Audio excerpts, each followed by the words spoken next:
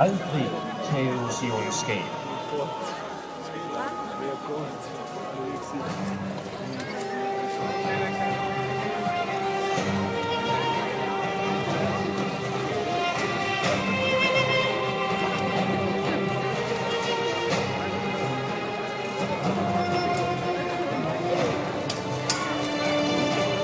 Fremmede ild, som trækker ind på en anden domæne. Ankommer som en fjende, som en erober. Men lad os finde ud af, hvad disse fremmede har på hjertet.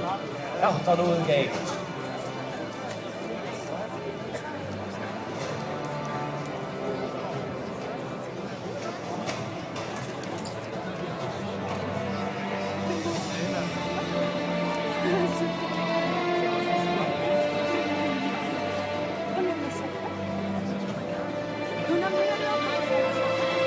Bogi er forvarsler om afhuggede lemmer og knuste hoveder.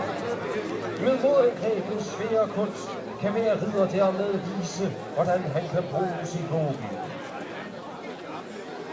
Sejre er dagens mål, for nu starter kampen mellem krigerne. Lad os se, hvilken en af disse tronshoveder, som får jeres støtte. Louis Bayardo, en ridder fra en nobel familie, der kommer fra Christine. Både er hans top, og hans hjerte er stærkt som en okse. Han bærer Sankt Jakobs kors, da han har beskyttet pilgrim på rejse gennem Spanien i mange, mange år. Modig, hellig, den mest ærefulde soldat er denne kriger, der vil kæmpe ondskab, hvor end han kommer frem.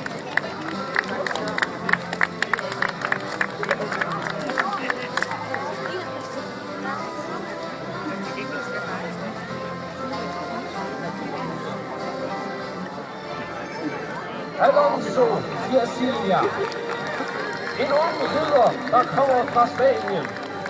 Selvom han er en poet, synger han både med pen og svær.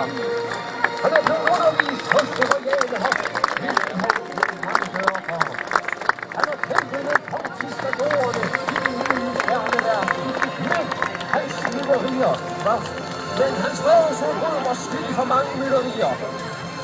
Han blev dømt til døden i den nye verden, men er nu her igen for at få sin ære tilbage.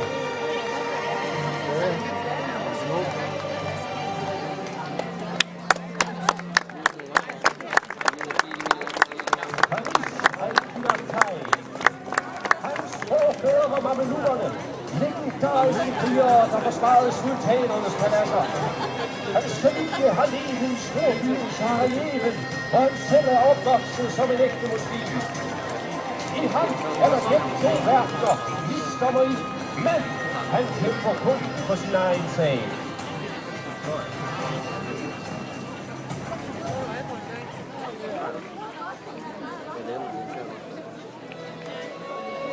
Avalone Savalotse, en kriger fra det fortabte land Matamia, har vandret både her og der på hendes rejser, har sejlet over til syv have og fået samtlige bilmarker til det, før hun er kommet her. Hun ved, at det ikke er Guds styrke, der vinder slaget, men derimod selve pilens skarpe bånd. Her er hun i dag, og hun forsvarer retfærdigheden for alle kvinder og sværger at kæmpe rent.